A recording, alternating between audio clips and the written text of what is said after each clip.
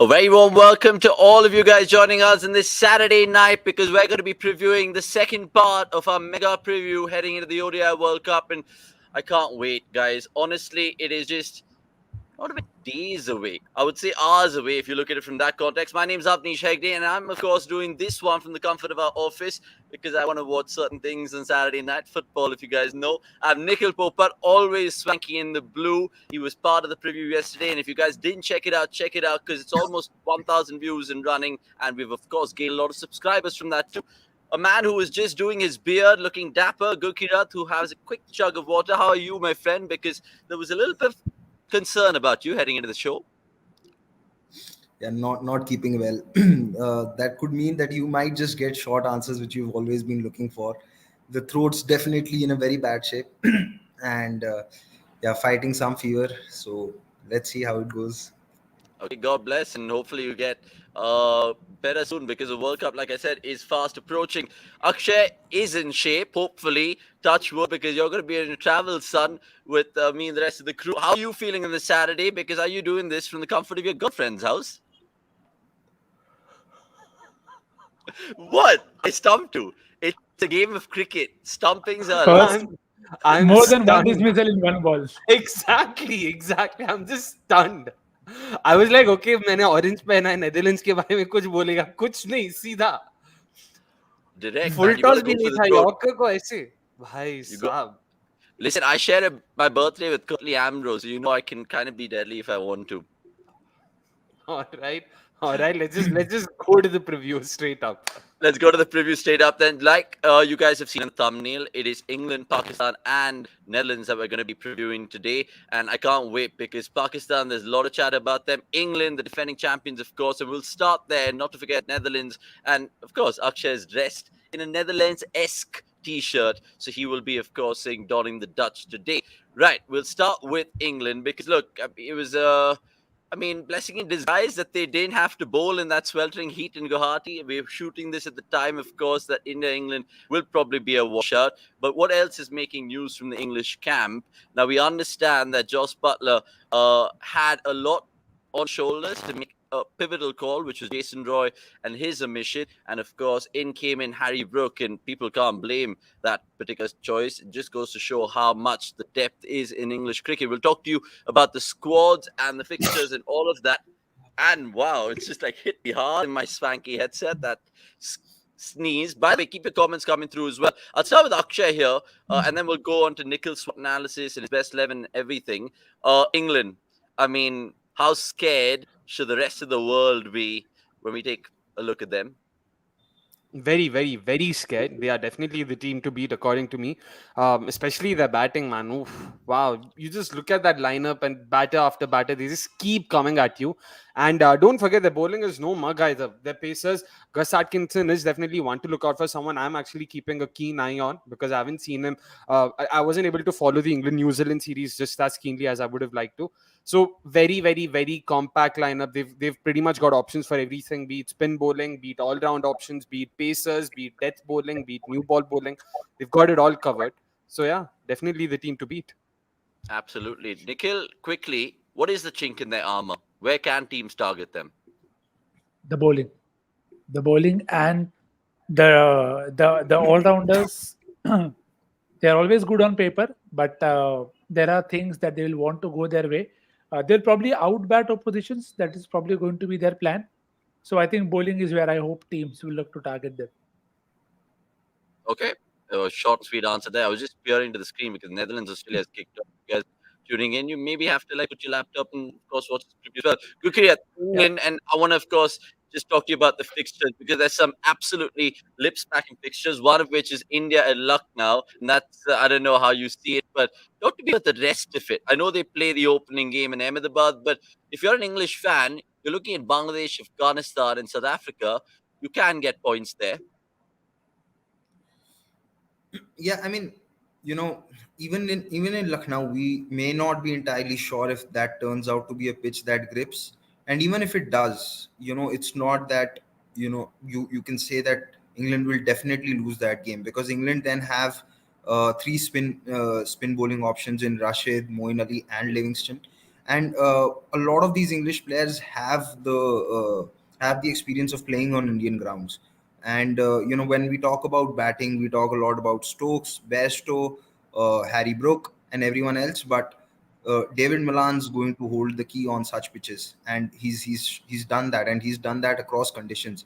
And one of the reasons why I brought it up is, and people can say this is a shameless plug, but I really want people to read the article done by Gaurav on David Milan, which is there on our website, on how he's been the most consistent batter, but keeps going under the radar because you could say he's not as flamboyant, but he's key. And one other player that I missed out when I was talking about spin bowling options is Joe Root, and he can be as handy as any part timer that there is. So there are, like Nikhil said, there are issues with the bowling, and they can be hit hard there, which is something that I felt in the last World T20 too. A lot of times we are obsessed with the batting depth that England have and the bowling variety that England have in terms of options, but not always can those options and that variety can translate into quality. And I had those fears in the last World T20, but T20s, a much shorter format to cover up those shortcomings, may not exactly happen in ODIs that way. So England will have to be a little careful about their bowling, because I don't see how Mark Wood will also be able to play all 9 games, and going into the semis, because I do think they will reach the last 4, but they will have to be very careful on how they rotate their pacers. It's interesting because England, for the longest time, and all the ODI kids would know of the 90s, were never really a threatening team in the grander showpiece. It was only that 2019 World Cup which really kind of took them off and skyrocketed, and many people think about it. Kirat, you weren't shameless at all about that plug-in, by the way. And I think it reminds me to just plug in that particular David Milan article. It's available on the cricket.com website. As you can see here, the Mr. Consistent in a Team of Freaks is the headline for this one. And like this article, there are plenty more available things on the cricket.com website. It's absolutely fantastic. Go check it out. Fantastic graphs, bar charts, whatever you want. We have it right here, right now. Getting back to this chat, the Knicks, and I really want to draw your attention to your SWOT analysis. But before that, your best 11. Talk to me about it. Yep. So sorry, Roy, had to miss that cut from not my end though. Malan Bairstow open route 3. Stokes, debatable how many want him back, but he's here and he's playing at 4 and 5. Probably one of the very good top 5s. There is form concern with Root, and then you have 2 all-rounders who are adept at adapting to surfaces, at least on paper, in Livingston and Moeen Ali. And then you have again 2 all-rounders in Sam Curran and Chris Wokes, bowling all-rounders. They'll probably want a bit more help from the wicket, whether it is gripping or the first 10 overs. So that is, you have 5 good batters, 4 legit all-rounders, and even Adil Rashid can hold the bat, which will obviously hear 100 times in the tournament. And you have Mark Wood, who's also entertaining with the bat. So there is batting depth all the way down, but there are form and slightly injury concerns there, as Paji rightly picked out. Wood will have to be rotated, and he'll be rotated with Topley, who isn't always your best guy when it comes to relying for injuries. And again, not going to the RCB bias about Topley, but we've been there before. We have been there before. Let me talk to be the RCB lad then, because a couple of things come to mind when you talk about England, right? Joe Root stands out for you, even though he's been a fantastic Test pro. His ODI numbers as well, absolutely brilliant. And in a place like India, Akshay, how much can Root be that glue, that backbone for England? Because he knows the conditions, and even this whole little Rajasthan Royals small little cameo might have helped him. You never know. Yeah, definitely. And he's their most experienced batter, even both in terms of this ODIs and also in terms of playing in Asia, playing in the Indian subcontinent, and playing spin as well again. So pretty much the most experienced player in the England batting lineup period. So that he'll definitely be the glue, like you said. Also, on top of that, the bowling value that he'll offer, like both of them mentioned before, will be very, very, very crucial, especially, on surfaces like Delhi. They would want to sort of get a few overs off Root, maybe over the likes of, say, Vokes or someone in the middle overs, especially. So yeah, Pranav, Anand, agree with you. 5 wicket haul अगर नहीं तो कम से कम 2-3 wicket तो ले ही सकता है. You never know against against oppositions that aren't adept playing spin. You never know. Okay, okay, I'll just come to you right now before we show Akshay's, beg your pardon, Nikhil's SWOT analysis. Mark Wood and Adil Rashid, in case, God forbid, they have an injury at the starting of the campaign, how big a blow will it be for them? I think they can still get over Mark Wood's injury because he's not going to play all games, and for wickets in the power play, they'll rely on Vokes. If there is some swing available, they could even give Sam Curran the ball, and then uh, at the death, I don't think England have a reliable option who can bowl those 4-5 overs without conceding much. But if they don't get wickets in the middle overs from Adil Rashid, then that is a bigger problem. If Mark Wood goes out, they could even fly in Luke Wood as a replacement, who I rate decently. I feel he has a very good Yorker and bowls at pace. I felt that he could have made the squad last year for the World T20 as well. But with Mark Wood, they can still do without. But I don't know how will they manage without Adil Rashid, because wickets in the middle overs are key in this format. And another team that we'll talk about today are struggling from a similar issue. So Adil Rashid is a bigger miss if he gets injured, I feel. Okay, next, on to your SWOT analysis, but a quick one from me to you. You think about England and how many ODIs they played heading into this World Cup. I think it's just 9 in the last 13 months or something. And I know that meaningful preparation came against New Zealand.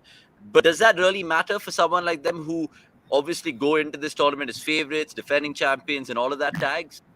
All of those tags, beg your pardon?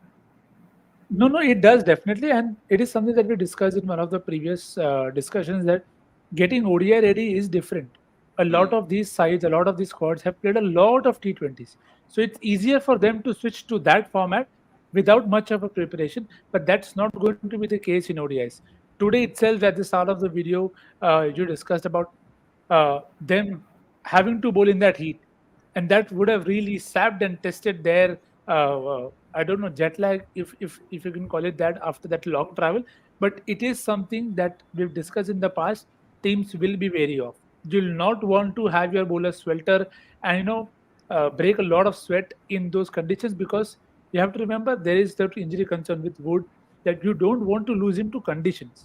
So it will be important, and what's also important is for them to get game time together. Something that every team is trying to struggle with or trying to fit in with. That let's get the guys playing together. Australia did not play their best 11, best bowling attack. New Zealand yesterday played with Kane for the first time. Of course, he was injured.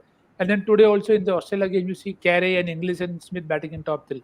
Again, conditions are different, but they also want them to get used to playing together. So I don't think the switch will be easy. So it will probably take a few games, and maybe the rained out warm ups could play into some other teams' hands if they played enough games coming into these fixtures. And remember, England were one of those teams I don't think were slated to play two warm-up games because they just wanted to play India, and now they're playing the tournament opener. So let's see how that goes. And you mentioned it there, Nikhil. 38 hours that it took them to get to India with all those kind of plane routes that they had to take, and then found themselves in Guwahati, and now they go to Ahmedabad from there. Right, so talk to me about the sports, about England, your strengths, weaknesses, opportunities, and threats, as you can see, guys. And if you guys are joining us, please do give this video a like, and if you're new, subscribe to the channel. Nikhil, take it away. They're just two strengths and more weaknesses and threats. Is that England? Are we looking at a different graphic? No, it's fair, because I think a lot of this is at times interchangeable, or you could play to their strengths or play to their weaknesses well. But best run rate among all teams, again, not surprising that the two strengths are from their batting, and the weakness is also covering a lot of the bowling views. So best run rate among all teams, not a doubt there, 6.2. Best run rate against spin. This is something that I'm very interested to see. How long can they keep up with? Because they are a side that wants to keep playing shots. So good luck doing that if pitches change nature. Then weakness is something that you don't think will happen with them, but their opening woos have been a bit more. The first 10 overs, third lowest balls per wicket, 34. Next only to Sri Lanka and Bangladesh. So that's not a great number to have. And the surprising bit comes here. run rate of over just 7.7 against pace in the last 10. Now, that is not something that you associate with England. So you see, and again, you have to put that caveat that this data is from 2021 and you haven't seen them play a lot of ODIs. So this data may look skewed in one favor over the other. So that is something to keep in mind. But this issue still exists because they are still played by the same unit, if not entirely the same, but similar individuals have taken part in those matches. So if you go back to that graphic, in the weakness, the third and the fourth point, most expensive spin unit along with Netherlands. That is something that I'm sure Paji will take up for another side that he loves a lot. And second most expensive bowling unit at the death. Now, this is something that I think, as I said just a while back, could be where you can cash them out. That Moeen Ali, Livingston, Adil Rashid, yes, they can take wickets, but they could also go for a lot of runs.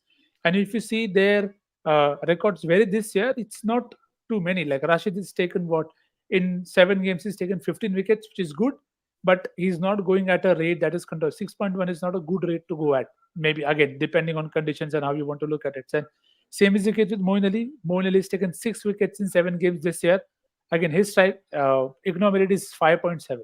So they are getting wickets, but they're not almost containing runs at all. So if conditions remain batter friendly, they will have to outbat oppositions because the bowling at this point of time will need help from the top power play, that you try and break the game open. You take 3-4 wickets in the first 10 overs, and then maybe you'll be able to control the flow of the game from there. But if Sam Curran and Chris Wokes don't strike early, then Markwood, Ali Rashid will be put under pressure because there are things that teams will probably line up better in terms of, okay, let's go after this bowling, let's go after that kind of bowling on different kind of venues. Yeah, they can pick and choose. We'll come back to that graphic in terms of the opportunities and threats. But Gurkirat, my question to you is, you look at the weaknesses he pointed out there, and some might be looking at it and be like, yeah, the caveat is since 2021, and England haven't played that much of ODI cricket, or at least the numbers could be skewed. But is that a legitimate cause for concern with those numbers? See, even if you put aside those numbers, given, if you take the case that it's from 2021, but if you look at the resources and players at hand, you'll know that, you know, there's a reason for these numbers. Second most expensive bowling unit at the death. You can understand why that is there, because Chris Wokes struggles bowling at the death. Mark Wood, and that's true for all pacers who bowl, who are express that on their day they could rarely take apart sides, but if their radar is off, then they also leak a lot of runs. Similarly for Sam Curran, that he was doing well at the death in T20s, but we saw this year even in the IPL he was taken for a lot of runs, and when he was not getting swing in the power play, he was going for runs as well. I don't think Sam Curran picked a single wicket in the power play in this year's IPL. So you look at those bowlers, you can understand why those numbers are like that. And another big issue for England is going to be that I'm not sure how much can they rely on Stokes' bowling, because probably he may not He bowl will not because he bowl. has that. Yeah, so Yeah. that's But what I'm guys, saying. it's a World Cup. Don't you think Stokes will bowl? He's that kind of player, right? Or not really?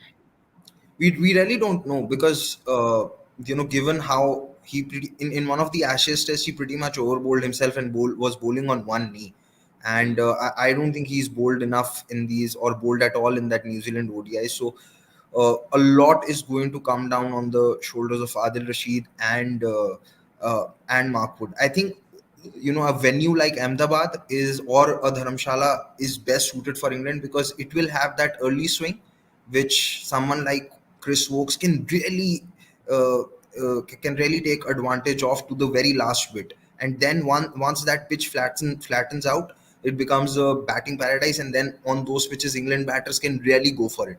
So their issues, I think, will come on pitches which are slightly slower, or on pitches where there isn't enough help in the first 10 overs. So when they probably play at Delhi, Lucknow, where the ball wasn't really swinging a lot, they could get into some kind of trouble. But other venues, I feel they can still get by. And yes, I can't stress this enough, but they will have to hope that Moeen Ali, Livingston, and Root are able to chip in something with the ball in the middle overs and maybe get a wicket or two. Because otherwise, uh, in the last 10-15 overs, this bowling attack can travel.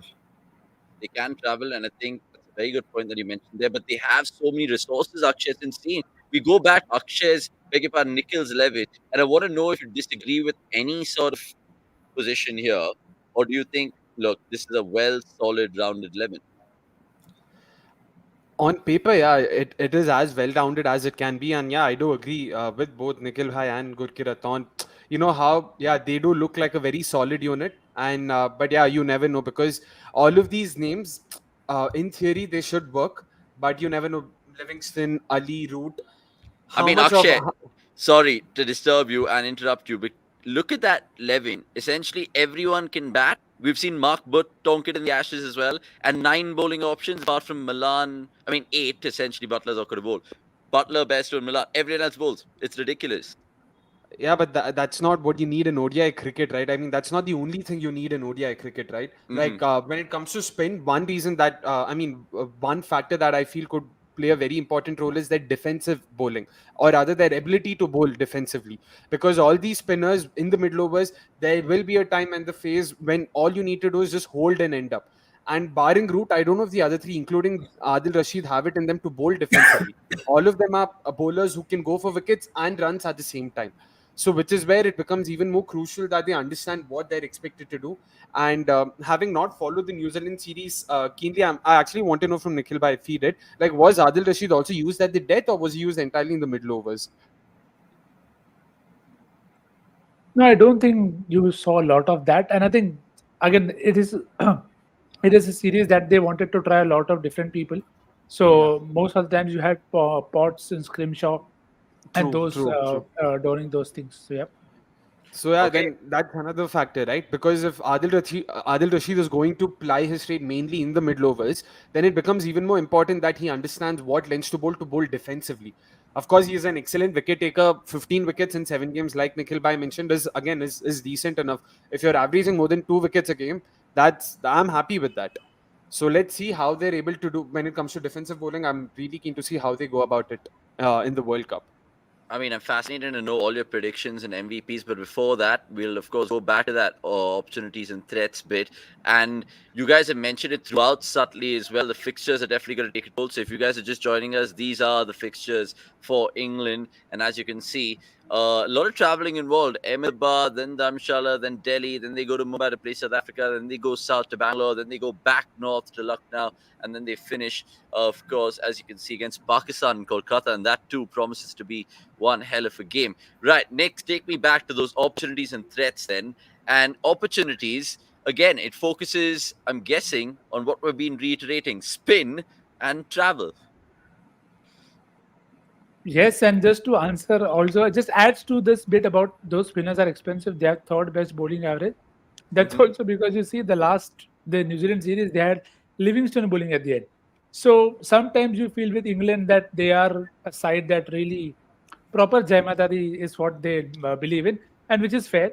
The opportunities there, I feel they have quite a few games which I feel they should do very well, and only 2 games in tough venues: Lucknow versus India, Delhi versus Afghanistan.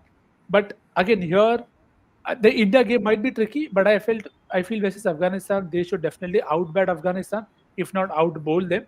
So that is something that should not be a problem for them. But yes, too risky approach to batting is something that we've discussed. Injury prone like Mark Wood and Reece Topley, that is something that we've known in the past. No white ball games in India is fine, and no frontline pacer has played more than 5 ODIs in India, and all of them have gone at an economy of 6. So all of this is what we've talked in the past about the weakness.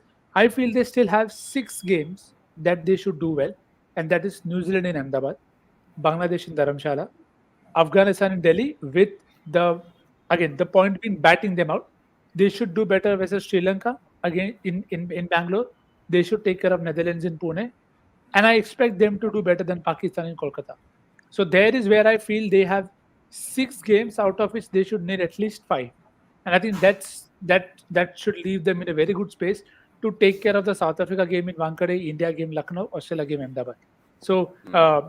I feel in fixtures wise too, they're probably better placed.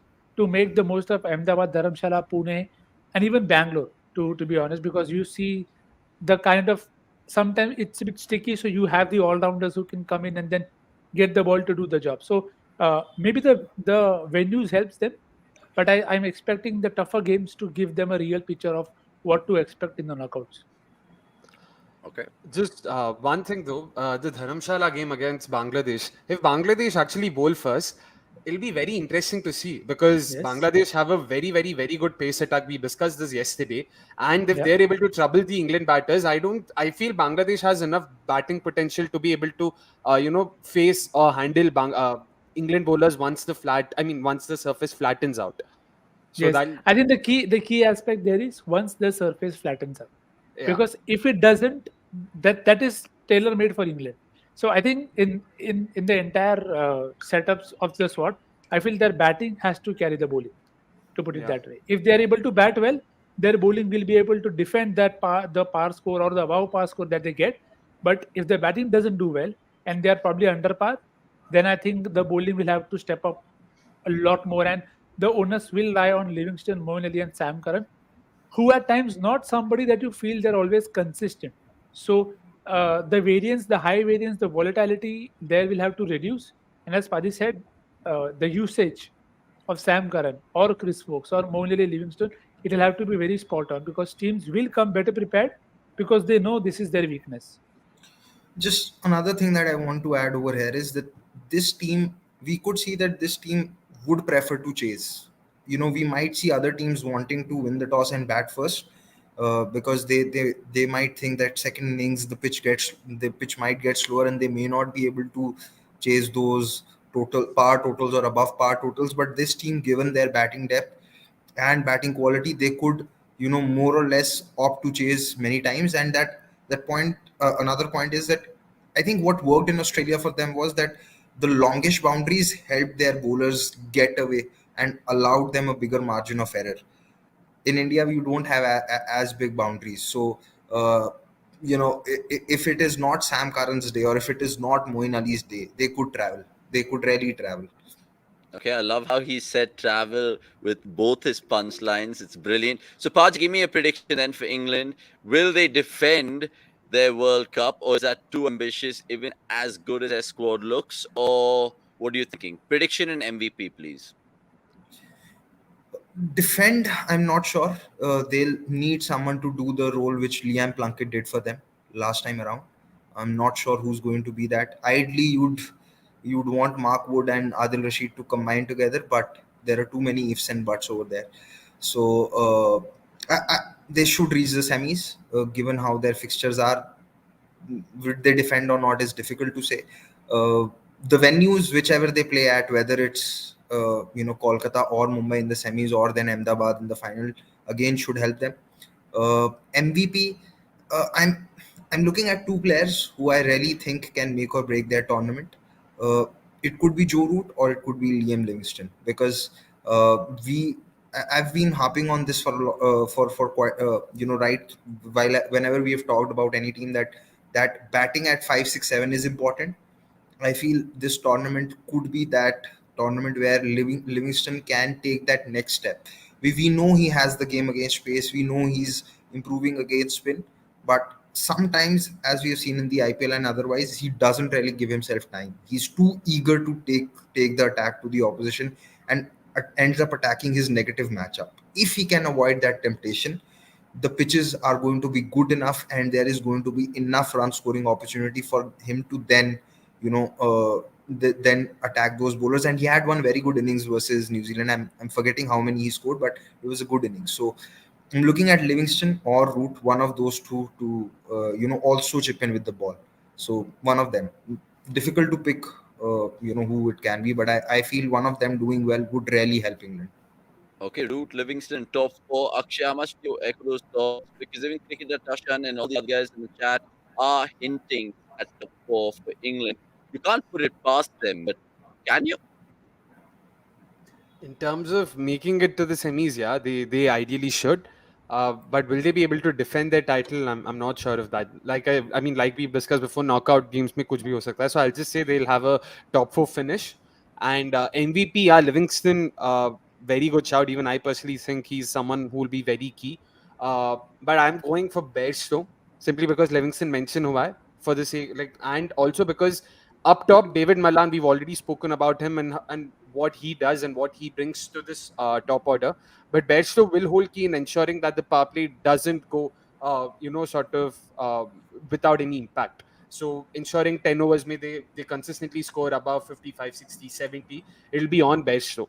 And that's where I really feel, given that he didn't even play this IPL. Yeah, he didn't play this IPL, so it's been a while since he's also played in India. So I'm very keen to see how he goes about it. But I'm expecting him to come good. He has a good idea of what to expect in India. He's a fantastic, solid batter. And when the ball's due, when it's still hard, he can definitely give it a good back. So Bairstow and semi-final heartbreak is what I concur. Yeah. Yep, Oh, that's right. oh, okay. Nix, what about you? Will you be bold? Because I know I'm pretty much guessing it's India South Africa for you is a final, but will England make the other semis? Yeah, I think they should depend given the conditions that are going to play most of their games in, and it should still help cover up the bowling bit. So top four finish, yes. If at all they miss out, it'll probably be due to the bowling only, and I don't think due to the batting. So top four finish, and I think Root already mentioned. Then my MVP is no other than Sam Curran, because I feel he's someone who might have to be forced into be bowling at the end, so then that could really make him a top and end bowler, and something that he worked when this was the T20 World Cup that they were part of, the 22 one. And I think he's also someone who can make use of the boundaries, and he's a smart guy in terms of with the bat. So I'm expecting him to be that fulcrum that gets them those above par scores. Or if they don't get the above par score, I'm expecting him to do the job with the ball, because even if it slows down, I feel Sam has enough variety in his bowling to take care of it. So Sam Curran it is for me, because again Joe Root is already taken. I have a question to all three of you. Do you think at any point of time Moeen Ali could get dropped? But for who? Who do you drop him for? That is the only, because they don't have Maybe anybody if else they to back. maybe if they have to strengthen the bowling, they bring in another pacer. David I Bailey I, in I think Dharamshala, maybe. I think batting wise they will remain sorted. But if they feel that Moeen's not pulling his weight through the ball, do you think he could get dropped for a pacer? Yeah, but then as Akshay said, it has to be in conditions where you feel maybe in Ahmedabad, maybe there where you want to play another pacer and not play Moeen. But if you don't do that, I think the batting there has to be very, very good. And see, the thing with England is they want to play hard, and they want to play hard because they have that assurance at the back end. So maybe it may not happen earlier in the tournament, but as you say, if they go in deep and they feel that no, Moeen is not pulling through with both bat and ball, then depending on conditions, they could go down that extra pacer route. But then the pressure in that scenario, in my opinion, goes to Stokes, because if he's not getting the runs, then there is a problem that you can't leave out an extra batting option at the bottom. So while Chris Vokes, everybody can hold a bat and hit a few, but if conditions are getting tougher, then you will need whatever batting also that you can. So very keen to see. It's I don't think I'll not rule it out, but it feels difficult. If conditions are getting tougher, then you expect ball to also help Moeen Ali a bit, Moeen Ali. And we Yeah. know India's love to Moeen Ali, and maybe other teams will also gift in some wickets. Because often when you just see his stats standalone, you feel that he's not doing enough. But at the same time, like we have always discussed, when it comes to batting depth, his presence just allows the batters who are batting ahead of him to have that assurance ki at least collapse nahi hoga. Yeah, you won't have everyone just fall like a pack of cards, and everyone loves another extra bowling option to Yeah. the extent that we were ready to draft Tilak Hmm. Verma in the squad for that. So there's that factor too. I mean, I stand on the Monali thing as simple as he's England's best spin bowling all rounder. Surely, I know you have Livingston and Ruth there, but you just need a guy like Monali. Of course, also a few things you guys said with bat, and plus he's just experienced. You need someone like Yeah. that in the critical situations as well. So let's finish up with England in terms of my prediction. Then I think they are going to make the semis, and I think it's going to be Ben Stokes, guys. I know I'm going for the obvious, but I genuinely feel there's something about tournaments and this man. He did it in that World T20 final. He's done it before in critical high pressure games, and I think he'll come to the fore again. We saw it last time around. I don't know why RG fans are And he funny like has a weird juju. he has a weird juju. I'm not saying Ben Stokes because Virat Kohli is my favorite cricketer and Virat's favorite cricketer right now is Ben Stokes. I'm just saying Ben Stokes because No, Ben no, we weren't getting to that. Only you We got to know it. the dots. We know the entire line. There is no need to connect anything here. But Baba Rav Apte says, yeah, I would drop Stokes too. Oh my god, how blasphemic is that? That we'll leave it on Actually, that. Go on. just one. Maybe everybody can answer in like 1 minute if they can. What do you actually honestly make of a guy coming out of retirement to play an ODI World Cup? I think it's passion. This I think was it's the James Bond in disguise. yeah. Imagine that. This was the most obvious coming back from retirement as there could have ever been. You could see it coming the day he announced that retirement, and see if But it then was what about the process? What about yeah, the that's what process? I'm coming to. Uh, If it was some other team, or if it weren't the defending champions, this would have met with a lot of criticism. Just because you've had success previously, they are the current holders of the T20 World Cup and the ODI World Cup. A lot of questionable things will get passed, like, oh, this is the mentality and everything, etc., etc. And we've seen that even with how baseball has played out on occasions. So that's the power of narrative, and it's very hard to uh, beat the English media or the English cricketing fraternity when it comes to narratives. I don't think anyone can beat them when it comes to forming a narrative. Good, bad is another thing, but they really get behind a narrative if they want to. So Yes. that's I where just I wanted stand. I just wanted to get a clip out because I think it's a good one. So yeah. All right, we'll definitely get that controversial out. Controversial चीजें बोलने के लिए एक ही आदमी को आगे करते हैं सब. Okay, cool. Let's move on then to the second team that we want to preview tonight. That is, of course, the Dutch, the men in orange, who, of course, were playing that trade against Australia in that curtailed warm up in Trivandrum. And Akshay will, of course, take over the squad analysis and all of that. But I'll come to Nick here first in terms of their squad. And where do you kind of see them? And are they just kind of making up the numbers in this tournament, or can they really be a giant killer on their day? They can be. I mean, ask South Africa whether they can do it or not.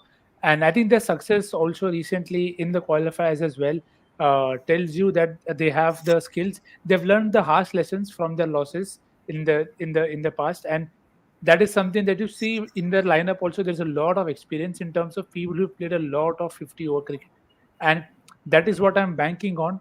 That the guys like Baz Dilly, Logan Van Beek, Max O'Dowd, uh, Scott Edwards, these guys will form the fulcrum, and they'll have a very good support cast defending them and helping them. Eggy going to do well with Vikramjit doing well, and Rolf van der Merwe, which just dismissed Alex Carey-Bold. So his experience is going to be handy. There is Wesley Baresi. So the thing that I'm genuinely hoping for Netherlands is they've been in tough situations, and they are the team that's probably used to playing knockouts the most, because most of the cricket is, if you don't do this, you're not getting another chance. So I think that pressure is something that they are accustomed to.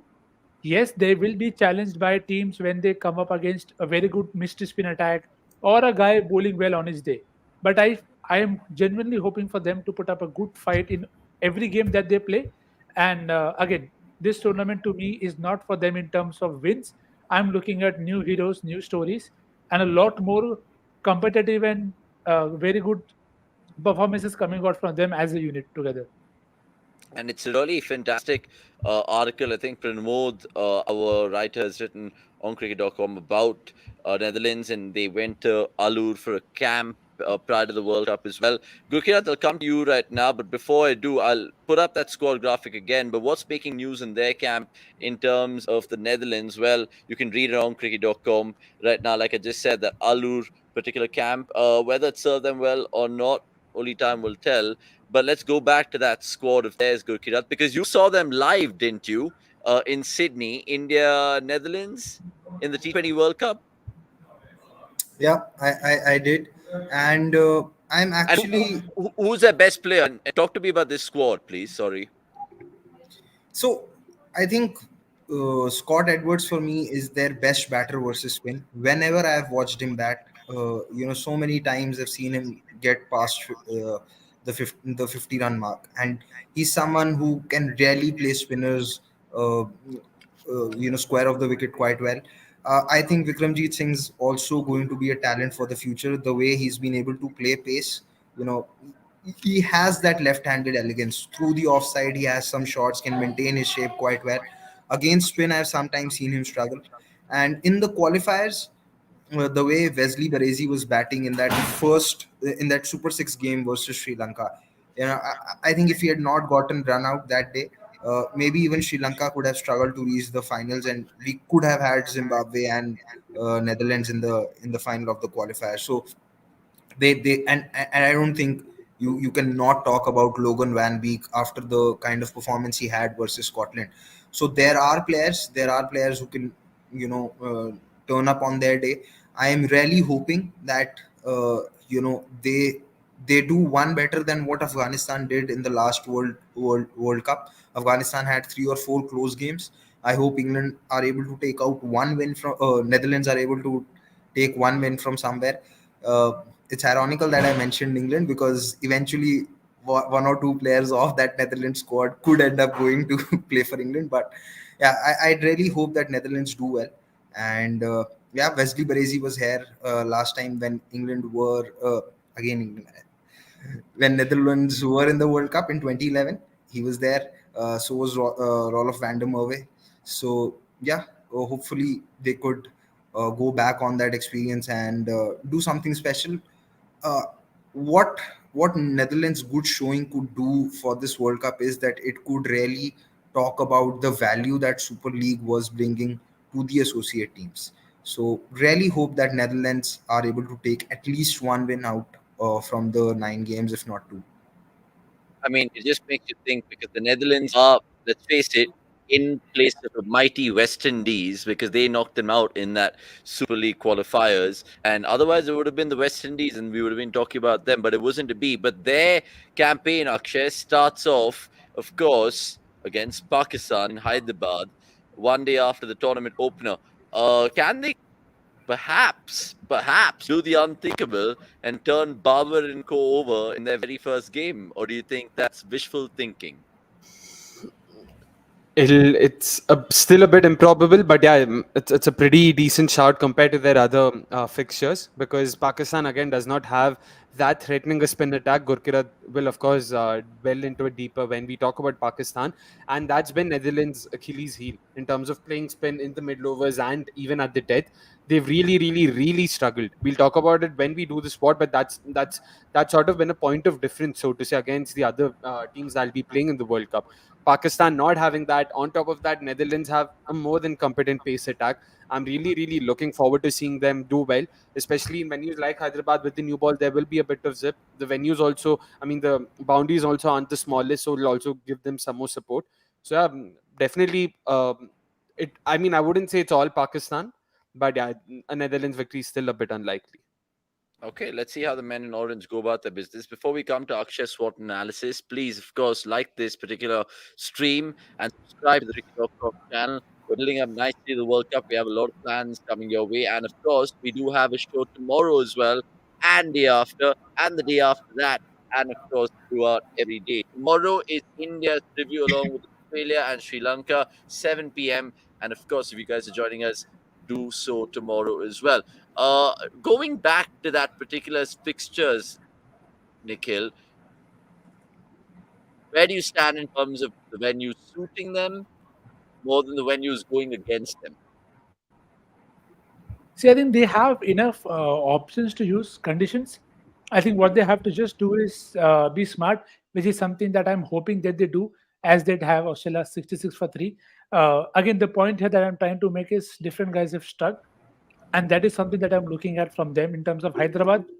You can use the bowling attack differently. Dharamshala South Africa game could be a very enticing one. It should bring some good or bad memories for South Africa.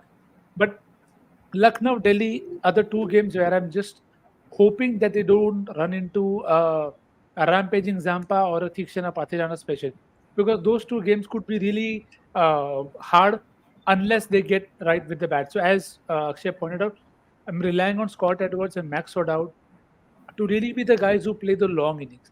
I think They have enough bowling resources to be able to make a match out of it. But I think their batting will have to pull up and probably keep them in the game a bit more long. So that's where the role that Vikramjit Singh plays. Now, I remember the two sixes that he hit to Rabada very well. But again, those are some moments where you can't forget. You need more such moments to come through. We all remember Stephen Myberg chasing that crazy score in that T20. That is what I am looking at from Netherlands. Surprise people, take the game head on. They have enough people, leg spin, off spin, fast bowling, hit the deck. I'm sure Akshay will dwell into it more. I don't know. Maybe I'm hyping them too much, but I'm looking at the best case scenario of getting them 2 3 wins if they can, because that will just really set the ball rolling for them in terms of growing from here to getting even better. So there are a couple of games there. I would really love for a big team to slip up. It may come at the cost of India. I don't know, but I want them to do well because cricket needs more teams to be able to do well. This format also needs more teams to do well. Yeah, I think it's a fair point that you mentioned. Then everyone loves a good World Cup upset, or they're calling it cup set these days in terms of all sports.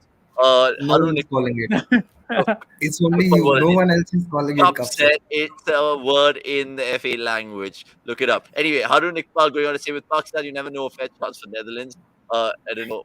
Pakistan fans, sorry.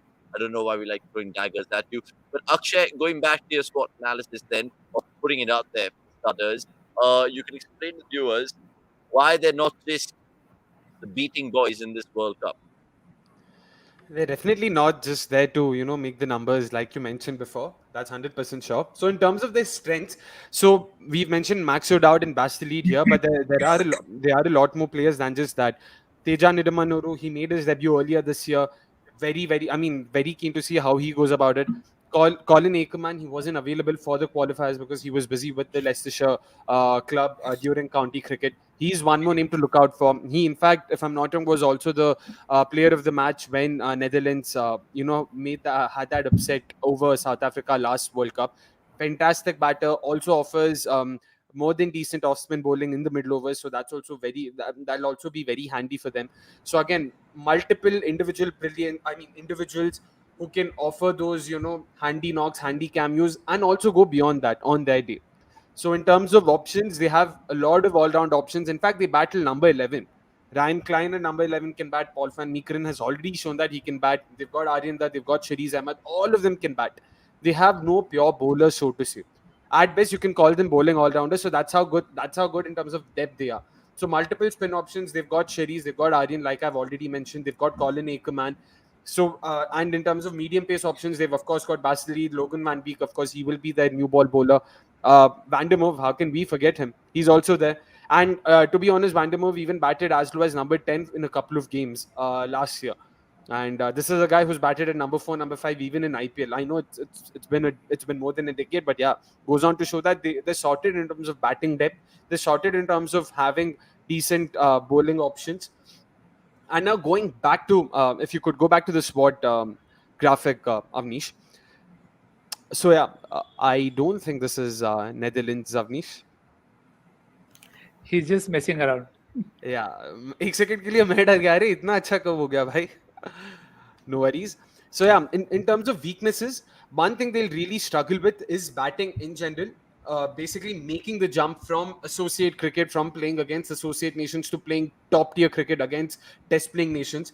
This is a chat I remember Somesh and I had during the Asian Games watch along as well, where when it comes to differentiating playing associate nations and playing test playing nations, it is batting that becomes more difficult. Bowlers usually make the jump fairly easily. Batters find it a lot more difficult when they have to handle, X factor bowlers who can bowl in excess of 145, who can bowl the ball, who can move the ball prodigiously, who can spin the ball square. That's where batting becomes a lot more difficult than just bowling. So as we can see, there's no surprise that their batting has been, they rank the lowest on all batting parameters. And this is again from 2021 against only those nations who are playing the World Cup. So those are the two caveats. So you can understand why they rank so low. And in the game against Spain in particular is going to be a reason to worry for them, because these numbers include even games they've played against associate nations. So even while playing fairly, minos even for them, like, the likes of Nepal and Scotland for that matter, they've struggled against spin even there. So it's going to be really, really challenging for them when they run into the likes of Tikshana or Zampa or Rashid or even closer home Kuldeep Yadav. They'll really have to ensure they can somehow manage their way against spin. The games in Alur sort of gave us a brief insight into how they're going to go about their business. They struggled against pace in the first game where they were 3 for 8, but against spin, Paul van Meekeren played a fantastic counter-attacking knock. So it's good to see that they have sort of. It seems like they have sort of come up with suitable reinforcements to improve their game against spin. So that's heartening to see. And I really hope they're able to do that, come the actual World Cup games as well. I'm really looking forward to seeing, even in today's warm-up game, how they go about their business against Adam Zampa. Because it's going to be very, very, very important for them to be able to play spin. Pace, not so concerned. Batting, we've already discussed. A lot of their players play county cricket, even in Division 1. Bastille plays for Durham. He shares the dressing room with Stokes, who also speaks highly of him. So all these players have decent county experience, which is as good as I would say it's as close to international cricket as it can get for them. So it's good to see that they have some experience with regards to that as well. Just keen to see, man. Very, very, very excited to see a lot of names. If you could again go back to the graphic, I'll also move on to opportunities and threats. Opportunities, like we discussed before. All right, Avnish is on mute. It's his turn today. Nice. Before you do, I was just going to ask you guys because I was reading an interesting article the other day about Netherlands, and it's like still like just 5,000, 6,000 guys play cricket for them in that country. I think it's their fifth World Cup. Akshay, I mean, this is like onwards and upwards for them, right? Like they're benefiting every year, and it's like in a linear incline. So, what do they have to lose? Because it brings me nicely to your graphic again. And the first opportunity is 3 words, and super important for them to have that as a mantra in this World Cup. Definitely, they have nothing to lose. And just to add to the point I was trying to make earlier, the mushrooming of so many T20 leagues around the world has really aided their development. So Bas the lead sharing the dressing room with the likes of Kyron Pollard, Nicholas Purin in the ILT20 for Emma Emirates would have done them a world of good. So all these intangibles can't really be measured.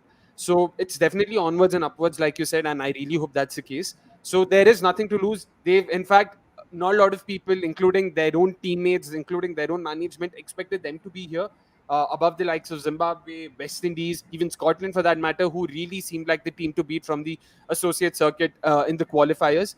Them being able to pull that upset off, thanks to Bastille's Pfeiffer and a century, goes on to show that they have enough individual performers there.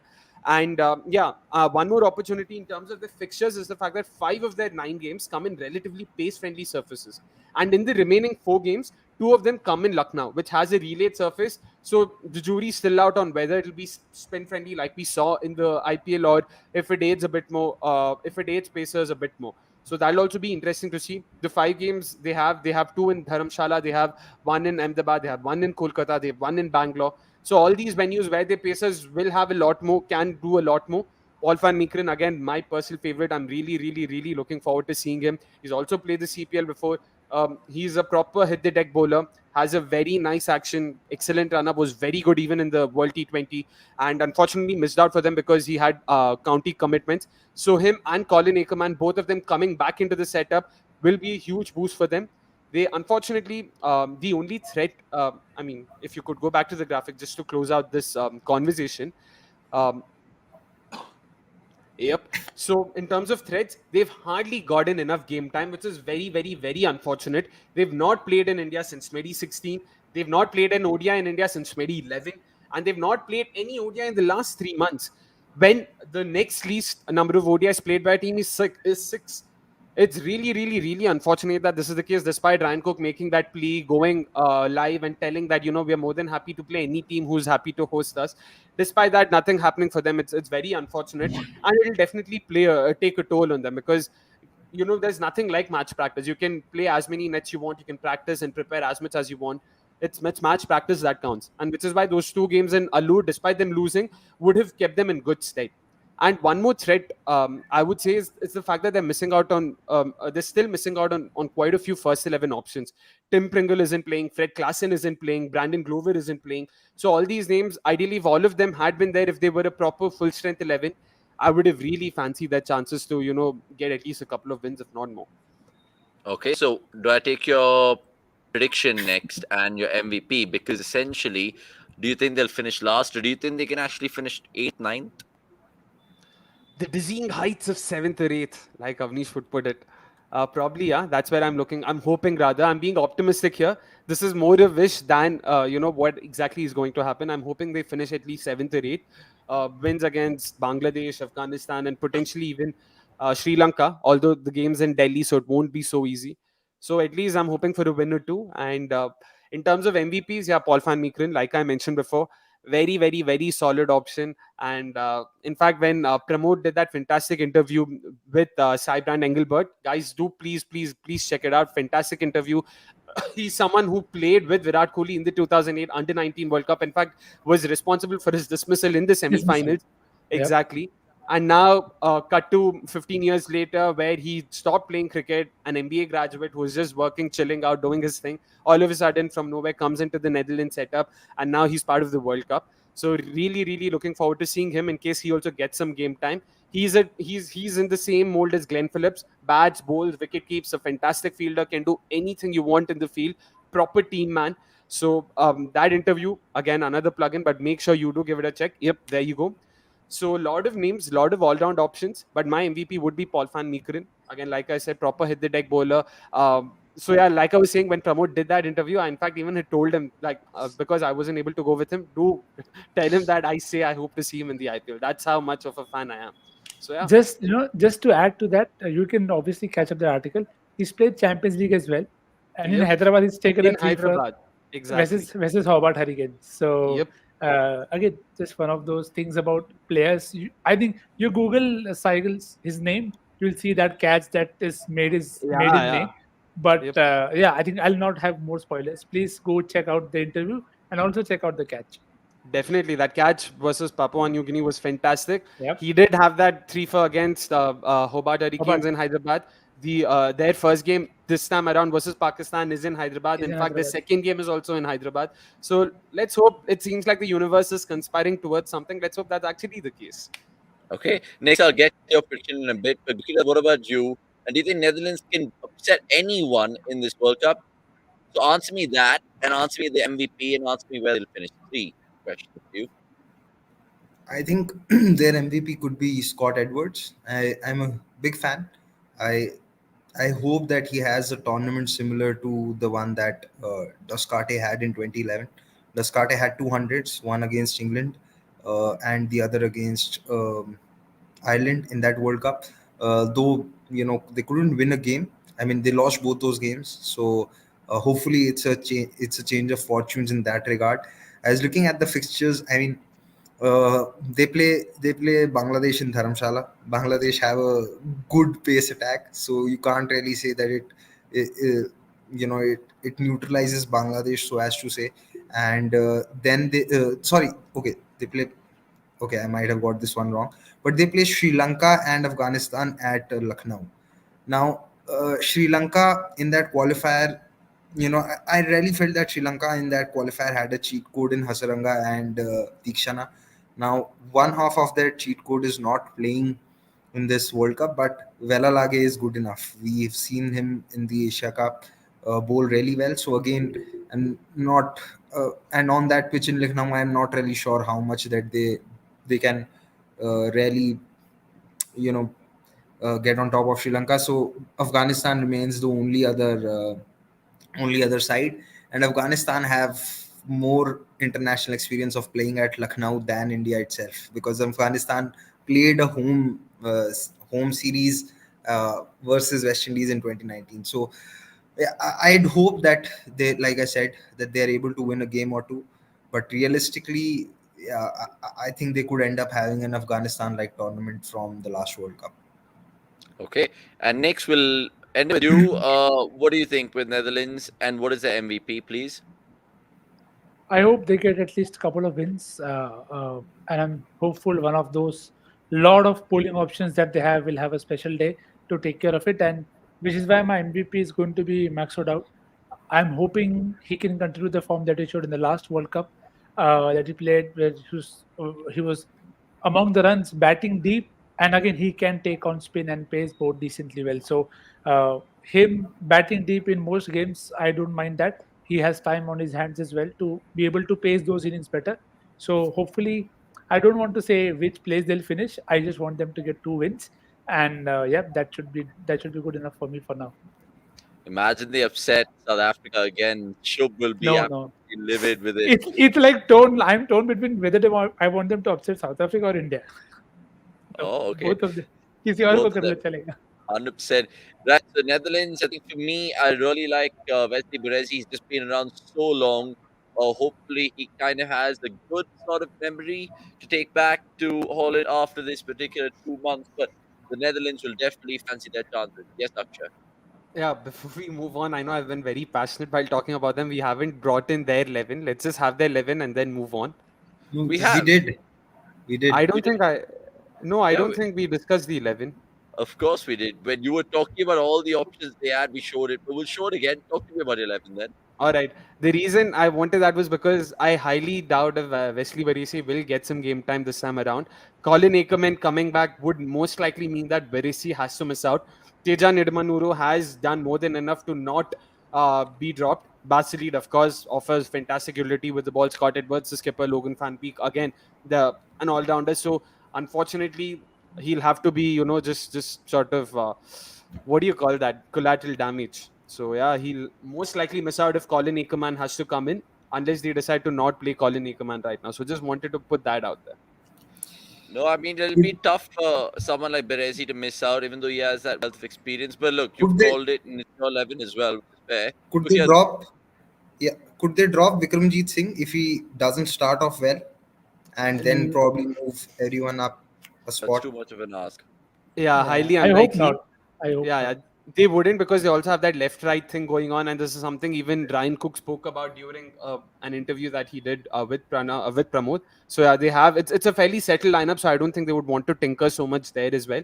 So yeah, Okay.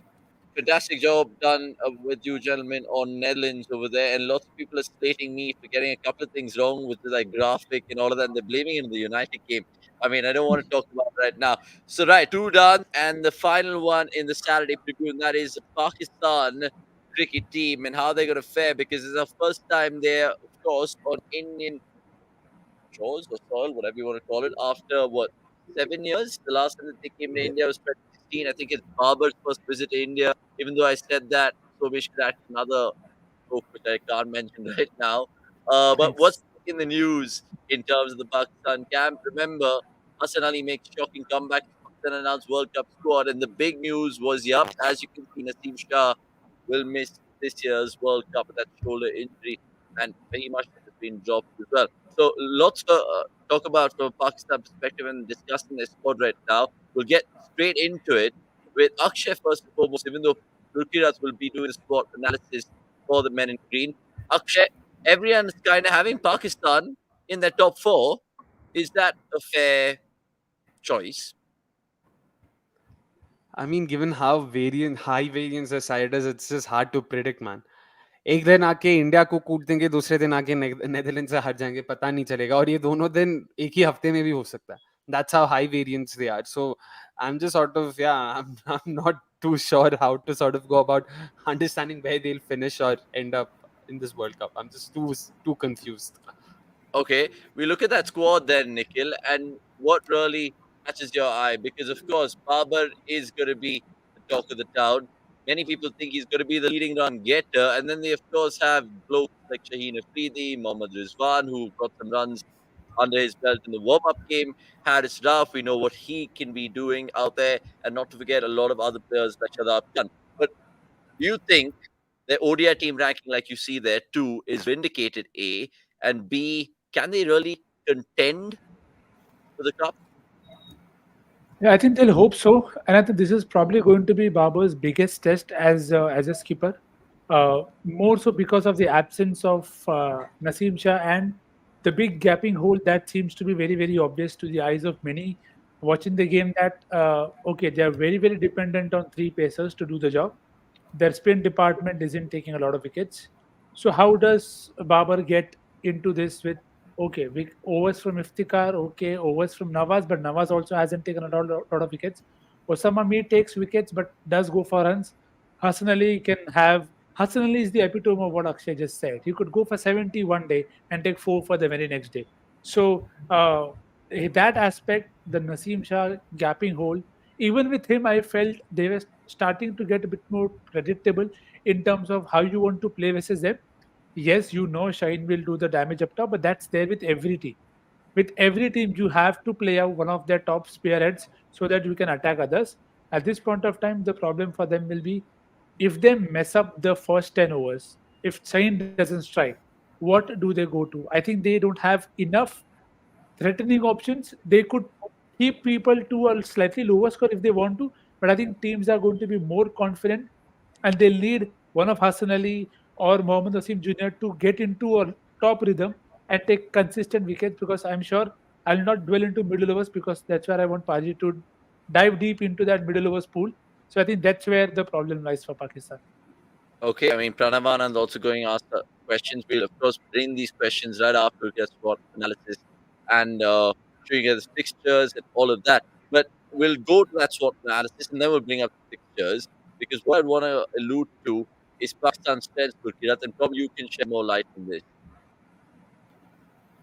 Yeah, so we know, like, as we can see in that graphic, the highest batting average for batters batting at 1 to 4, best batting average in overs 11 to 40, highest run rate in overs 41 to 50, joint third highest. So these numbers, we know that, they've been associated with them. We know they have a stable top four. We also know that, the averages are there. But at the same time, if we look at the weaknesses, there's also the fact that this slow starter due to being top heavy, third lowest run rate in overs 1 to 10, and second lowest balls per wicket for batters 5 to 7, and second worst bowling average 47.2 and balls per wicket as a spin unit after the Netherlands. So their, some of their strengths are at the same time also their weaknesses. It's that kind of a side. uh, yes, they have high averages from 1 to 4, but it comes at a cost. We know that they don't start off very quickly, and which is why they need Fakar Zaman to get back into form. Yes, they have Abdullah Shafiq in the squad, but I don't think that they can really look to drop Fakar Zaman because Abdullah Shafiq, while he's good, I have a lot of time for him. He's very compact, has scored runs in test matches a lot. I don't think that, Imam or Abdullah Shafiq, Babar, I don't expect anyway to take the game by its horns or the bowling by the horns. I don't think they have a batter in the top three or four who can really set them up if they have to chase an above par total. If they have to chase a 320, 330, most days you can expect them not to chase that total because they just are starting off slow. And if Fakar doesn't fire, you could, be assured that it's not going to get chased down. The spin bowling unit, we have spoken enough, even in the Asia Cup and now. And this is one team I feel, even though they've had that one injury, but that one injury has been so impactful that before before Naseem's injury, I felt that they had a genuine chance to make it to the top four, and I'm not so sure. I don't think even Hasaranga's injury has that much of an impact on Sri Lanka because Sri Lanka still have Tikshana and Velalage. But why Naseem was so important was because Shaheen can take wickets up front. You also know that Haris Rauf can take wickets, but what Naseem provides is accuracy. Both Shaheen and Harris have tendency to go for runs. Harris will even take wickets, but he could so many times he could end up with a spell of 3 for 60. So Yeah. Naseem, even on the flattest of decks in Pakistan, has not leaked runs, and that is sometimes so important because that allows also to others and come in and get those wickets. Maybe if you had Naseem bowling in the middle overs, you knew that runs will not come at his end, so you'll have to take that extra risk against Shadab or Nawaz or anyone else. Now you don't have that. They've brought back Hassan Ali and there's Mohammad Wasim, but I'm not so sure how they are going to solve that problem. They dropped Fahim Ashraf, and I remember in the Asia Cup we were talking about them playing Fahim Ashraf instead of Nawaz, and I said it doesn't really solve problems for them because he's good with the new ball. And even though he's good with the new ball, he's not better than any of those top three paces. So what Pranav is suggesting that maybe they could use Haris Rauf in the middle overs. Maybe if they had Fahim Ashraf, they could have tried to get those 4 or 5 overs out of him on pitches where there was some swing available. And he's a far more technical batter than what Mohammad Wasim will be at it. And I feel even Hassan Ali. I know Hassan Ali has first class hundreds, but Fahim Ashraf is someone who is technically solid. So if you need him, or if you even need him to arrest a collapse, he could be that guy. So I'm not really sure if I'm on board with that decision. Uh, they also have Saud Shakil. If you could just put on that 11 that I have, I want to stress on his place and Salman Ali Aga's position in that 11. Now, I have Salman Ali Aga at 5 because of his higher strike rate, and I feel he also is a more reliable bowler, and Pakistan will need his bowling given how they've gone in the middle overs. But one of the reasons why they've drafted Saud Shakil in, he was there in the Asia Cup squad, he was in the squad for that series versus Afghanistan, is because there is there is more than decent batting ability with him, and he provides a left-handed option which is not there outside of the openers. If you look at the middle order, so but I'm not really sure if they're going to start with him, but if runs don't come from Salman Ali Aga, he could really come in. He had a good score in the warm up yesterday versus New Zealand, so he could come in. Iftikhar I think, will more or less be a lock, and they would look at him to provide them with wickets. But their bigger problem right now is, and it has been for some time, is that how are Shadab and Nawaz going to fare in those middle overs? Because that is where they could really lose the grip of the game. And Babar's captaincy is, like how Nikhil mentioned, is going to be key, because you cannot look to contain the teams first at the death, and not look at how the game is drifting away from you in front of your eyes. So if the condition, or if the need arises, I'd like Babar to go to his pacers in the middle overs and try and get those wickets rather than waiting for the opposition to make the mistakes, because I don't think they have that much of a defensive or a disciplined bowling attack to make the opposition to force the opposition into mistakes. So that is where I feel games could be won or lost with them. There was another comment about how Netherlands upsetting Pakistan, and what happened in the last World Cup with them. Last World Cup they were on similar points with New Zealand, but they got knocked out because of net run rate, and that bad loss to West Indies really came back to harm them.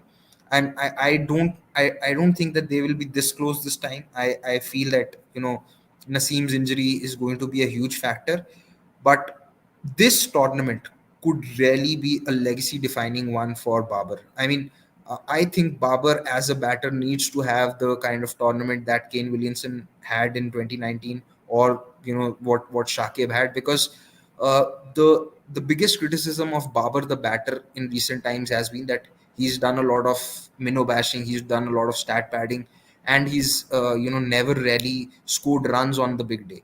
So if he is able to do that in this World Cup, his record against India is not the greatest. I think he's averaging around the 30s, hasn't even scored a 50. So this World Cup would really be a legacy defining one for Babar the batsman. For Babar the captain, it's something else. But Babar the batsman, this is going to be a huge World Cup. Okay, we'll come back to that SWOT analysis that Gurki is doing, and one of the opportunities is alluding to the fixtures. Um, and of course, we'll bring that up in just a bit. Meanwhile, the comments keep on coming through. Such it provides left hand batting and repair bowling option with Salman Ali Aga. All these good test batter. And Sanjay Papigiri going to see how much they think the pitches are going to create a problem for Pakistan. It just makes me think about those fixtures then, Akshay. And I want to ask you about what are the banana skins for Pakistan? Where can they slip up? And do you think that they like the run of games? Afghanistan versus Afghanistan in Chennai is definitely going to be more than just the banana skin, because Afghanistan, of course, have a very, very, very good spin attack. On the other hand, like Gurkirat and Nikhil have also mentioned before, Pakistan's own spin attack and their own spinners might really struggle. And at a venue like Chennai, where spinners will get a lot more purchase, them not having enough resources to be able to exploit that or leverage that will really, really hurt them the most. And losing a game like that against Afghanistan could really set you back big time, and could potentially be the difference between you even making the top four or not. So that's definitely one game to look out for. And one more would be Bangladesh in Kolkata. Again, Bangladesh, fantastic, uh, I mean, a very good pace attack. If they're able to get rid of their top three, top four in the first 10, 15 overs, Pakistan is pretty much done. They'll only have Iftikhar, Shadab, Mohammad Nawaz, or yeah, only the likes of them to follow after that. So if Bangladesh can get those early breakthroughs, then even the Kolkata game will be another banana skin for them for sure.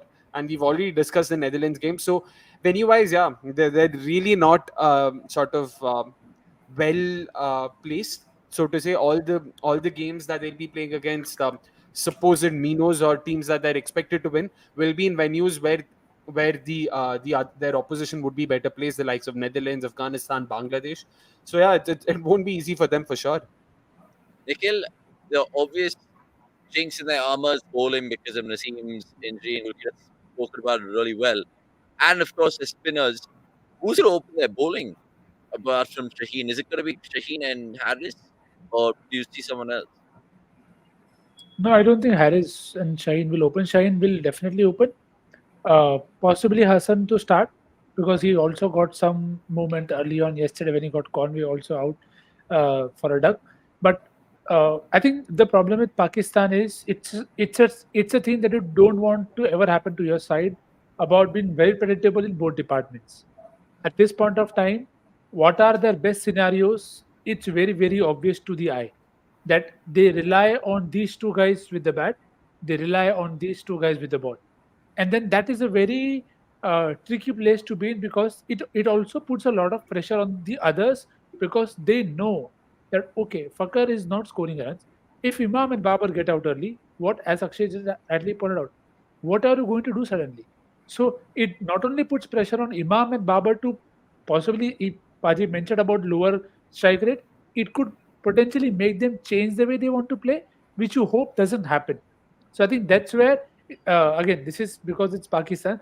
They can also turn this weakness into a strength by having others coming in and playing very freely, because then that could also work in that way. So I'm hoping they do find the reinforcements in such a way that, okay, they get a short Shakil, he's got one good game, he gets a few good scores, then you suddenly feel that, okay, Iftikhar got a turn in Asia Cup, South Shakil is batting well. Let's hope Shadab and Nawaz are only required to finish. And then that just gives you the batting order also enough uh, strength or belief that, okay, Abdullah Shafiq and Imam, okay, they're starting decently well. Suddenly the team looks a lot more confident and being able to get to that par score. So they'll probably, I don't know if it's the right way, they'll probably have to go the New Zealand way and find the way to have hit teams as a unit. So there some will have to be greater than the team in So, the the so, individuals coming through. so are you then agreeing with Gurkira's 11? Because if you had to make any change to accommodate what you're saying, would you bring in anyone else, or do you think this is the best 11 that they can put out on the day? See, I personally would get in Saud Shakil there because I think Iftikhar can do the job that Salman Ali wants to be done with respect to bowling off spin. So that is the one change that I might do. And again, the entry point is what will decide 5 or 6 for him and Iftikhar. Apart from that, the only opening spot for rotation is Mohammad Wasim Jr. And again, that is a 50-50 call you can take with Hassan and him. Okay, Paji, let's go back to that graphic then and talk to me about the opportunities and threats, because they do have a lot of opportunities, but the threats too are there to see. Yeah, so favorable scheduling, only two games on slow wickets in Chennai versus Afghanistan and South Africa. And uh, games against, now, this talks about games against Australia, New Zealand, England on home like surfaces in Bengaluru and Kolkata. But even if they are home like surfaces, I'm not really sure that, you could say, or you could say that Pakistan goes as favorite. You would still back Australia and England to have enough quality to get over the line against Pakistan. And yes, quite a few all-round players providing variety. This is something that we mentioned even with England. Just because there is variety, not sure if it can always compensate with quality. So that is my issue. Good batting depth on paper, yes, which is what that can allow them to post those above par totals. And on this, I also want to mention, Nikhil spoke about other batters. Even Rizwan has been batting quite well in recent times. He batted well yesterday. He batted well in that Asia Cup game versus Sri Lanka.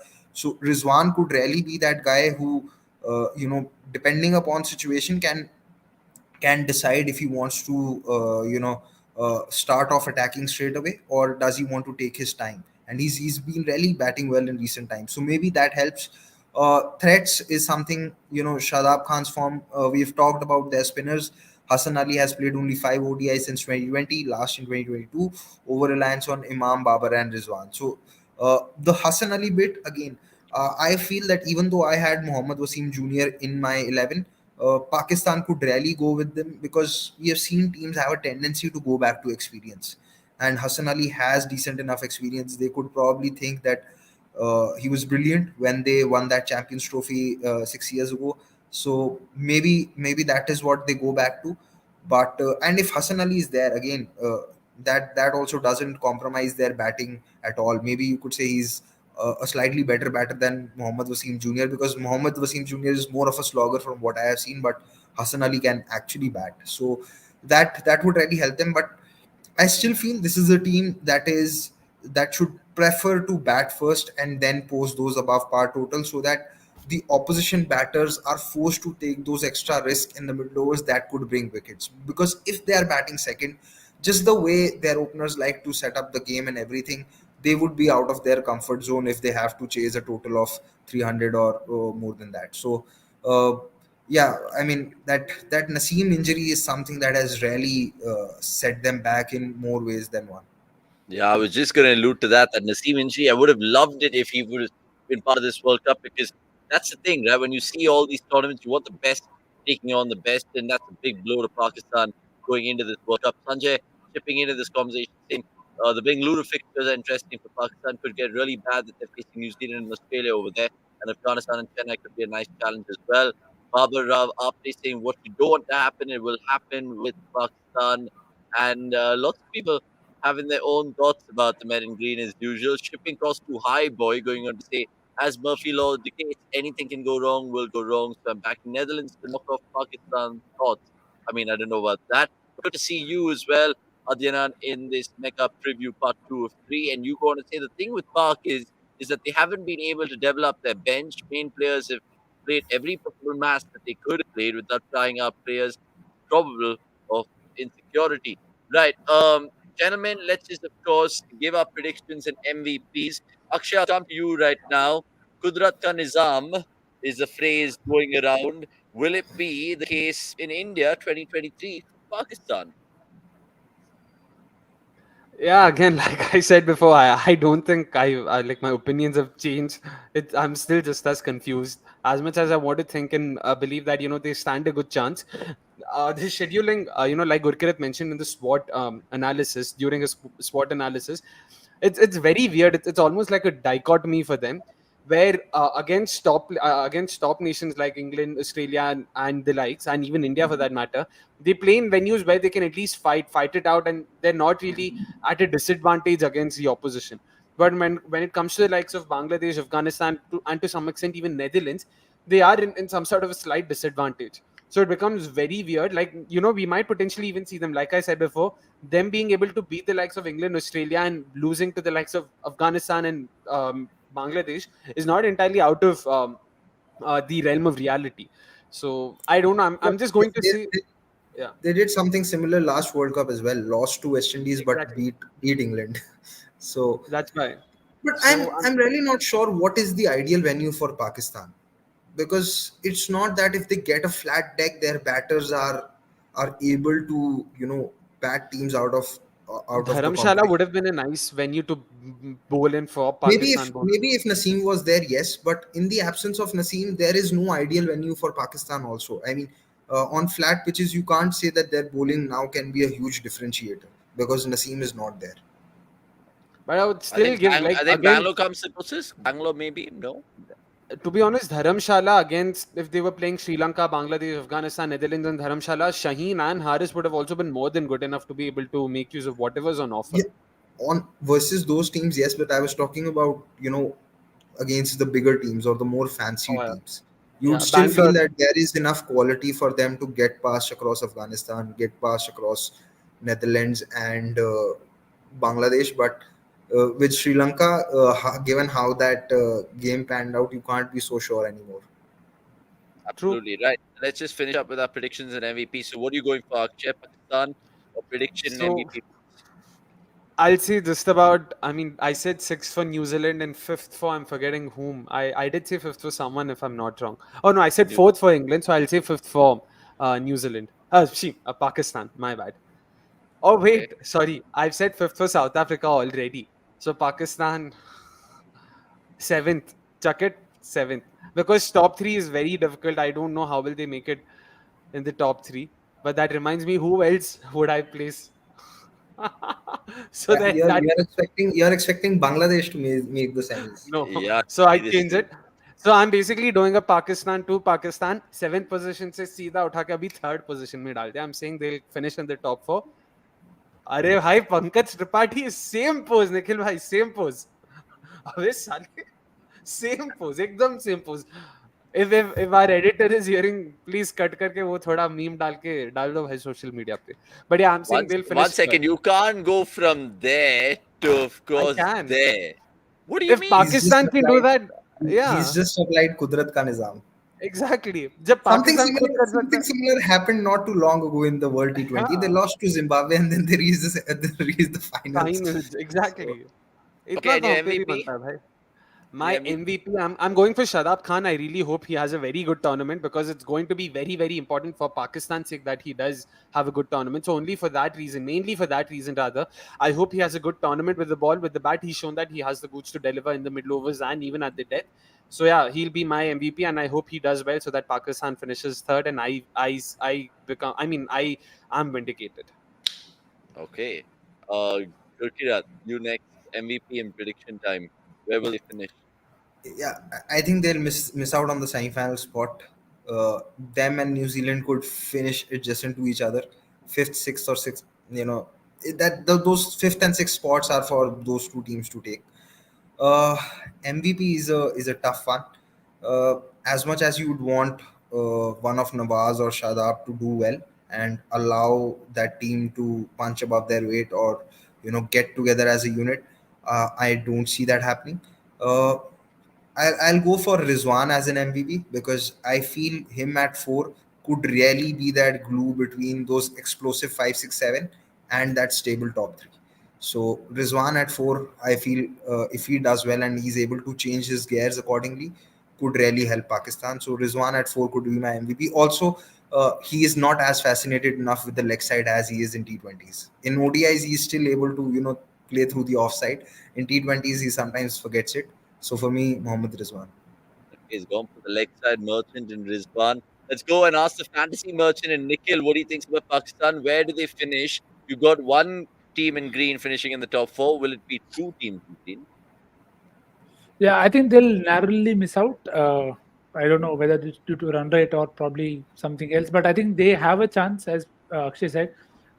If everything clicks for them, then they have that chance to sneak in. And thank God he didn't say Naseem Shah as the MVP because I can trust Akshay to do that. Okay, वो नहीं है इसके लिए he is my MVP. उसके बदले जो आया he did well. Uh, but my MVP is rightly also said by the fantasy angle. I'll go with Chacha, Iftikhar Ahmed, because I think if they need that finishing touch, and Power Avapte, we are on the same page. That see the bit is everybody in the top four bats one way. Iftikhar Ahmed is the guy who is going to be able to give them that impetus or take that 262 or 290 or get them that extra score that they want to defend. And with the ball, we saw him take 3 wickets against Sri Lanka. So I'm sure teams are going to be charitable and they'll make me and Iftikhar both get some good points. So my MVP for Pakistan will be Iftikhar Ahmed, and probably fifth. If they do well, they could sneak in. Okay, I agree with Gurkirat, Mohammad Rizwan. I'm not being in terms of decency bias and all of that, but I generally feel if Pakistan has to have a really, really good tournament and go deep, Rizwan is the man for sure. Guys, it's been a fantastic mega preview part 2/3. We've of course entertained a lot of questions. We apologize if we haven't taken any. For example, Ashutosh Bajpai asked us one, but I'll take that with Somesh and Gurkirat on Tuesday night because that's a live Q&A heading into that World Cup, and we can take absolutely everything from ridiculous questions to serious ones, and we'll be there. So we will on Monday night as well. But right now, we will time to say goodbye, guys, and see you guys on Sunday, because essentially we're done with what, 7 teams at 3 more. And final thoughts, guys, because England, Netherlands, Pakistan, we're not getting winners from here, but there will be a lot of games to like from these 3 teams. I concur. Akshay? Talk about jumping to conclusions. We're not getting What? any winners. तू भाई तो Yeah, yeah. रहने साहब, दे तू तो None of रहने दे that. Yeah, एक तो yeah. क्या क्या मैंने And क्या for- किया? jumping to conclusion jump तो तू आज रहने दे क्योंकि No, अरे and the 7 भाई, say thing third is, rose I said this मैं because none of you guys even said England or Pakistan would win the competition, right? that's because we're seeing top 4. उसके बाद तो क्या पता So भाई there's no title. winners. There's no winners. That's what I meant. ठीक है, all Akshay, right. it's all right. It's all right, bro. Like, No, you and get just to your be order clear, right in terms of who अरे you want to भाई, finish fourth, fifth, sixth, in my seventh. defense, I'm the only one who's also thinking about मैंने कौन सी team को कहाँ पे डाला है ताकि उस हिसाब से सब पूरा 10 बना रहे. Now, अगर now I'm अगर worried. I'm worried about the Sunday preview because Akshay is going to be having India in the SWOT analysis. I don't know what he's chalked up. It'll be a fun watch. now for imagine sure. if Pakistan was also 5th, South Africa is also 5th, New Zealand's also 5th, तो फिर है कौन? चक्कर क्योंकि क्या दिया सबको किसने 5th? रैंक दिया किसने उनको मैं इसीलिए मुझे अपना रैंक भी देखना पड़ेगा ना उस हिसाब से. I feel they'll do better than New Zealand, South Africa, तो इसीलिए डाल दिया 3rd. बस खत्म. Okay. Anyway, Look it but up. yeah. Good stuff from you as ever. Get well soon, and Nikhil Popat, see you soon as well. Thanks so much for tuning in, guys. If you guys are watching it later, I'm pretty sure you guys will, because Saturday night, of course, it was kind of low in terms of the viewers. But don't worry, I think cricket.com will have sorted up for everything that you guys need, even on the app and the website. Until the next time, so goodbye from me, Avnish Hegde. And remember, another plug-in will be there tomorrow, the 1st of October. It's a brand new month, and it's going to be a brand new live once again. India, Australia, and Sri Lanka are the teams where we'll be previewing it with the same crew. So join us tomorrow at 7 p.m. Until the next time, subscribe if you're new, and have a fantastic Saturday night ahead.